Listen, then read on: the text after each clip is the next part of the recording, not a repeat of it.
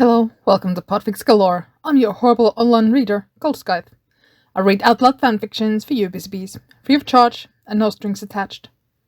Today, I will continue reading the Silmarillion fic by Aeolian Sands from Archive of Our Own, called The Rescue Party. I hope you can at least try to enjoy my voice, and I will try my best for you with the equipment available to me. On with the show. The Rescue Party by Aeolian Sands. Chapter 42. Lavender's Green. So, this is my legendary grandfather. Fëanor looked across the battlefield to see a handsome young man who was not Celebrimbor. His quick mind immediately flipped through the possibilities, but when he caught sight of a blushing Cornistir, he knew the answer. Mario! He and Nerdanel gasped at the same time in the same astonished and accusing voice. Their son immediately began backpedaling, eyes scanning for an escape route. This is Artanaro. He is my son, he admitted on seeing no way out. One did not lie to Nerdanel and expect to live. His parents continued to stare at poor Cornistir while Gil-galad stood there awkwardly. Why didn't you mention that you were married before? Well, I'm not, Amille. Coranthir, Nerdanel replied. This scandal I would have expected from Turko, but not from you. She was a human, Haleth of the Haladin. We couldn't be together. Fëanor and Nerdanel had not dwelt long enough in Beleriand to recognize the name. But Azaghal of Belegost had. You had a child with Lady Haleth, he declared with awe. We dwarves didn't believe she would ever take anyone to bed. Poor Cornistir turned beet red. The dwarf then turned to look at Gil-galad. And yet, it must be true. I can see it. He has Haleth's face and her nose. Will you three stop traumatizing the child? Erwin scolded. She approached Gil-galad and hugged him. He's my family too. He doesn't even know who you are, Fëanor said, not mentioning the other traumatized child who looked ready to slip into the void. Erwin released Gil-galad and offered him an elegant hand. I'm Erwin, the sane aunt. Don't let the others get to you. Gil-galad just chuckled and shook her hand. I have sailed with Andreth and Arakano. I am sure I will be all right. Who's Andreth?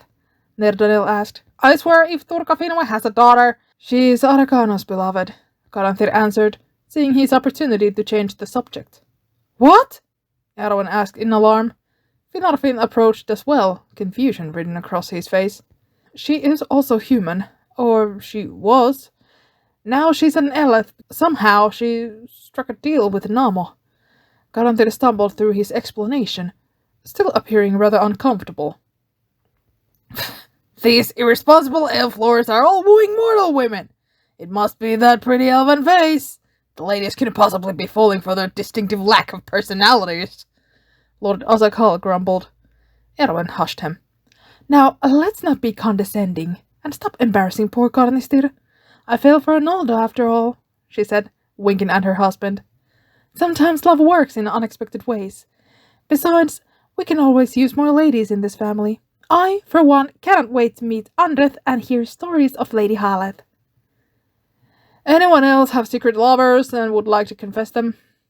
Fëanor said. Someone from Nolo's brood? Where even is Nolo?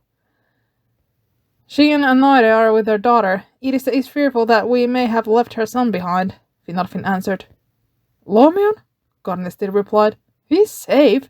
He was with me on the southern front. Oh, we must tell poor Irise, said Erwin.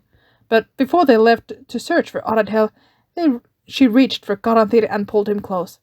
Don't let them get to you. He smiled at her.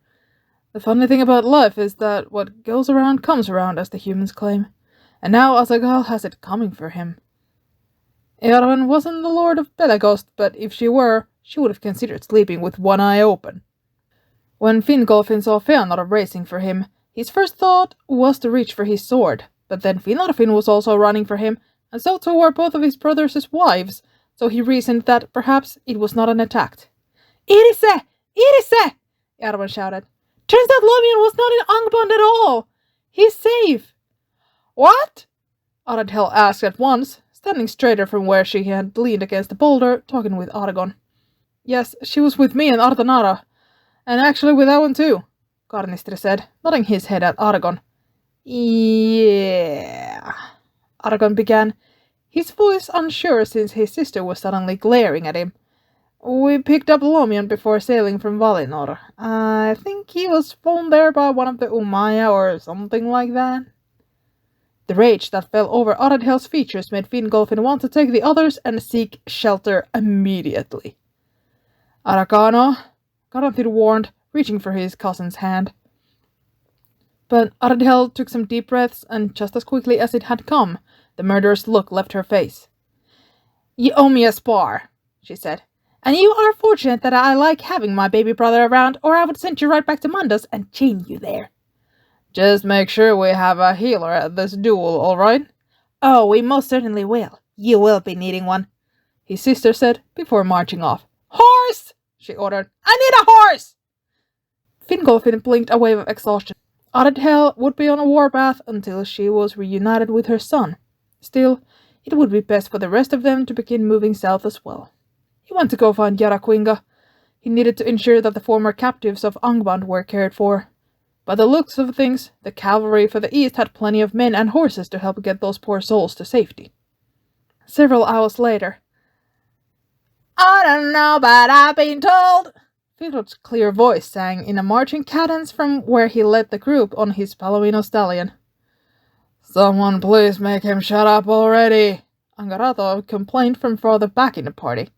Angrod here is getting old. Am not! You're older, you little... Don't encourage him, Atar, Orodreth mumbled.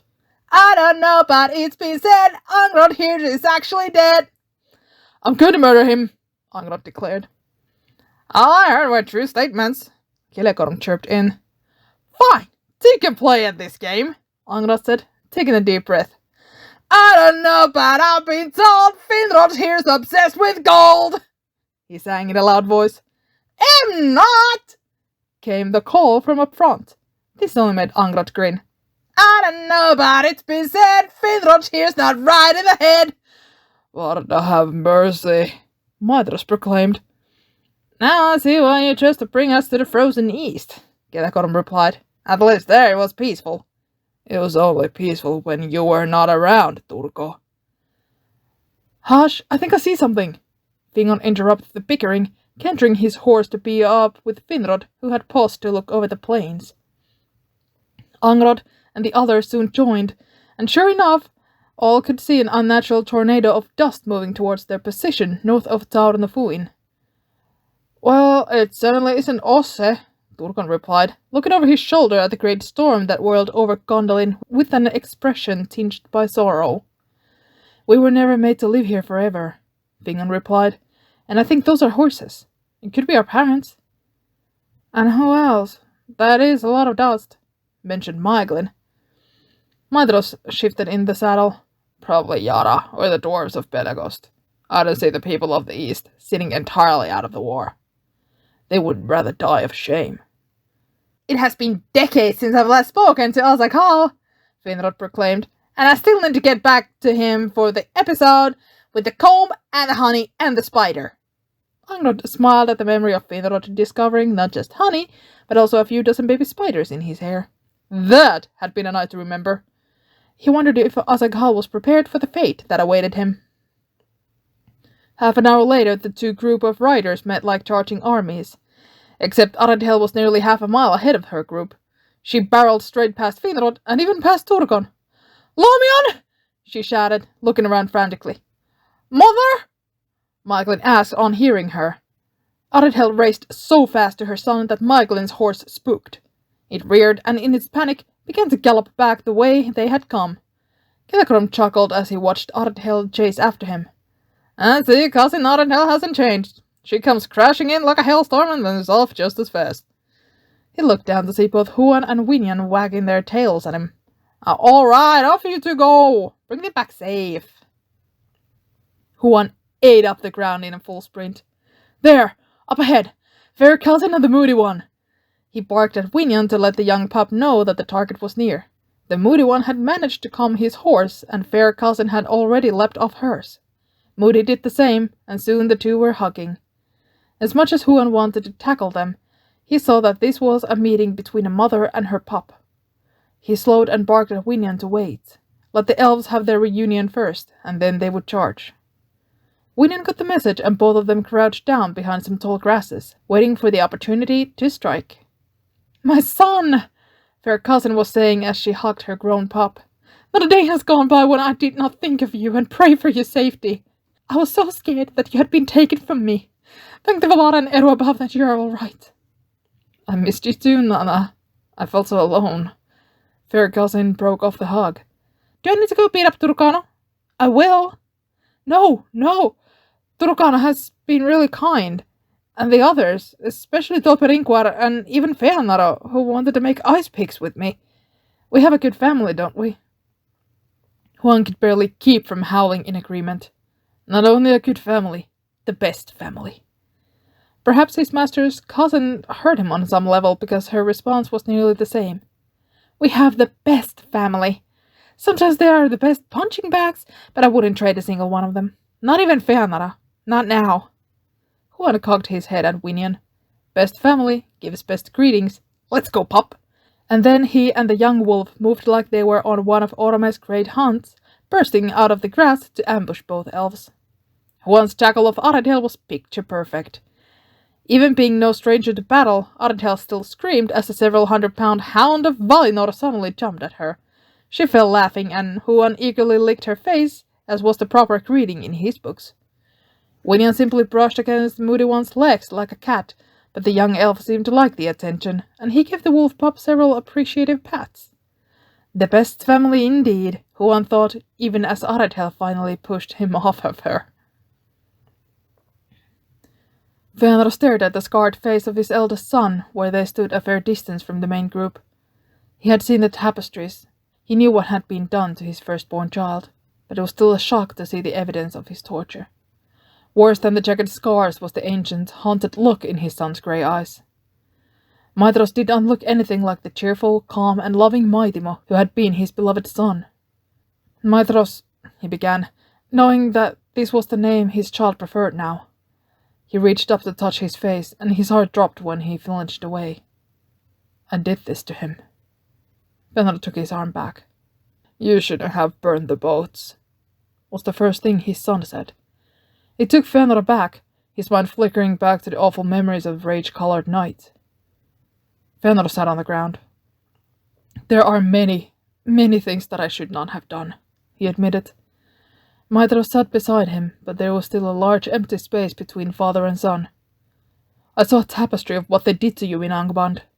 You know they used you. It was one of Sauron's favorite methods. He would adjust his fauna to look like you, and then he would hurt me in terrible ways. And the thing was, father, that it was all too easy for Sauron to make it believable." Fëanor's heart sunk even more. He would never hurt his child, but, of course, that was a lie. He had. He did that night when the boats burned, and his oath only continued his work. "You are my son. No matter what lies Sauron said, you are and always have been my beloved son." "I knew what they were," Maedhros said, continuing as if he had not even heard him. "Those gems and how you put a part of yourself into them, Sauron told me. And then whenever I was brought to Morgoth's throne, I could see their cold glow and remember how you had cast us aside, how you were not there to help me, and I doubted that you would come even if you still lived. What was one lost son to you? You have 6 more. And all were worthless compared to those stone-cold rocks. I foresaw once in my misery what the oath would do to us. Already it had encouraged us to slay our kin. The Elkorma especially was becoming crueler and crueler along with Gurufin. It would drive us insane one day, and we would die damned and unloved. It's why I gave the throne to Nolofinwe. Yes, they were reparations to pay for the boats, but that was not the reason. I surrendered the crown I had spent my whole life preparing to carry. It was because of the oath. How could I be a king when this living curse dwelt in my own mind? I could not. My brothers and myself could not be trusted lest the oath take our sanity, and so I led us all as far away as I could. I told Nolofin and Findagana what they had to do should we break completely. Fëanor sat there horrified, but it was a familiar horror. It was a lesson taught to him so long ago in Mandos when he had stood there looking at the tapestries. He already knew he had abandoned his sons in favor of those jewels. The truth was written in the white lines of Maedhros' scars. It was why he had returned. His whole purpose had been to save the family he had betrayed in his madness. He hoped one day his son would see that, and would recover from this deep self-hatred. Maedhros cleared his throat then. And I never, not once, thought you would break one of them. It was the least I could do, Fëanor answered. Ultimately, what are mere rocks compared to my own family? But a piece of you was in them. What is a piece of me compared to my sons and my brothers and my wife? I would gladly give my soul 1,000 times if only to save you. Especially because in my blindness, I was the one that damned you. I would do it even now, if only to get you to see that you are not to blame for anything that has happened to you or our people. That fault is mine, and mine alone. Maedhros looked at his father then, and there were tears and wonder in his eyes for the briefest of moments before the wonder was replaced with grief. Don't talk like you're still him. Like you're the father I once loved. Fëanor looked down. Maybe not, but I'm trying my best to be. I love you, Maedhros. I love you with all my heart. You are my firstborn child, and I will love you in this age and all the ages to come until the last of me fades away. He realized too late that he was crying silent tears, but he had not the courage to wipe them away. He was not expecting Maedhros to suddenly turn and hug him, but now the tears really did rain down. It sounded like Maedhros was crying now too. Can you still be in there somewhere? His son asked, almost to himself. I'm sorry. I made you doubt me, Fëanor whispered into his hair. Maedhros seemed to tremble a bit, and Fëanor wondered how long it had been since he had cried. Of course, he was now crying too. Both of them were a mess, but did it matter? His son was in his arms again. He was safe, and they continued to sit there for a long while, never minding the distant sun or the wind that raced across the plains. On returning to the main group, Aradhel saw general merriment and chaos. Fingolfin and Anaire had found both Turgon and Fingon, and the four of them were laughing about something. And Eleth was standing with Eärwen and Finarfin, showing off what looked to be an engagement ring. Before Eärwen could even comment, Finrod snatched it and hobbled away on his injured leg to inspect it. This lasted all of 10 seconds until Aegnar was there to steal it back, and Aradhel knew immediately whose heart the Eleth had won. He wondered how long they had been together. I'm going to see what Tölpe and Halger are doing, her son said. She nodded and let him join his cousins who were sitting on the grass. She patted Huan's head.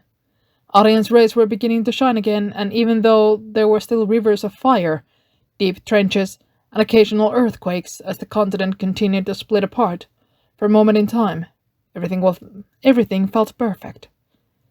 Seeing Fingon's horse grazing not too far away, she went over and searched the saddlebags. Sure enough, she found the pieces of a miniature harp. Sitting on the grass, she deftly put it together and began to play. Lavender's green, dilly dilly, lavender's blue. You must love me, dilly dilly, 'cause I love you. Down in the vale, dilly dilly, where the flowers grow, and the birds sing dilly dilly all in a row. Here you and I, dilly dilly, now all are one, and we will lie dilly dilly no more alone. It was this song that reached Maedhros as he was leaning on his father's shoulder, and he had a sudden thought that maybe this truly was his father, the one he had thought died on the altar of the Silmarils. Is that the Dilly Dilly song? Fëanor asked. I think so. Do you remember? Nerdanel used to sing that to all of you. Of course I remember. Roses are red, dilly dilly, violets are blue. Because you love me, dilly dilly, I will love you. Let the birds sing, dilly dilly, and the lambs play. We will be safe, dilly-dilly, out of harm's way. Matros laughed when the two of them finished mumbling the last verse. Maybe you really are the same I thought I lost. Was my terrible singing voice? Not entirely, but it helped. Matros stood and offered his father a helping hand to pull him to his feet. Just don't betray my trust. I will not be able to take it again. But I love you too, Ata. I always have. Even in your darkest moments, I still loved you. I will not let you down again. I have learned, son, that family is greater than one's own self. Fenrir sighed. We should head back now before someone gets alarmed. Or before Angrot starts singing something offensive. Matros agreed. End of chapter 42. Stay tuned.